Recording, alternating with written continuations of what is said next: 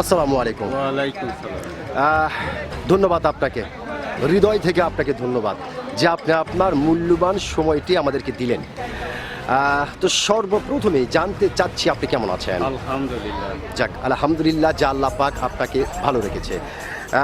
আপনার নামটা জানতে পারি? আমার নাম সানোয়ার হোসেন। সানোয়ার হোসেন, সুন্দর একটি নাম আপনার, অত্যন্ত চমৎকার একটি নাম আপনার। তবে আসলে একটি বিষয় বলতে আমি বাধ্য হচ্ছি, সেটা হচ্ছে আপনার নাম শুনে এবং আপনাকে সামনাসামনি দেখে যেটা বোঝা যাচ্ছে আপনি দুর্দান্ত একজন সাহসী মানুষ।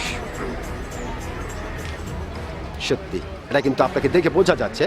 তো যেহেতু আপনি বাংলাদেশের একজন সচেতন নাগরিক ও একজন সাহসী মানুষ, সেই ক্ষেত্রে এই বিষয়টি আপনার কাছ থেকে জানতে চাচ্ছি যে আমাদের বাংলাদেশের প্রধানমন্ত্রী জনাব তারেক রহমান যদি আপনাকে একটি অফার করে যে আপনি যা চাইবেন জনাব তারেক রহমান আপনাকে তাই দিবে, তবে আপনি যে চাইবেন এই চাওয়াটি যেন আপনি আমি সহ বাংলাদেশের সমস্ত মানুষের উপকার হয়, তাহলে আপনি কি চাইবেন?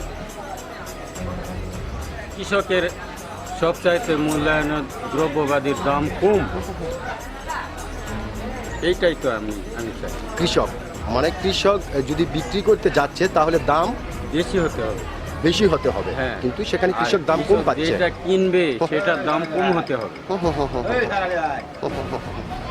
মানে কৃষক যেই সমস্ত জিনিস কিনে তাদের ফসলে দিবে এই সমস্ত জিনিসের যেন দাম কম হয়, আর হচ্ছে ওনারা যে ফসল পাবে তারপরে যখন বিক্রি করবে তখন যেন তার উৎপাদন ফসলের দামটা যেন একটু বেশি বেশি।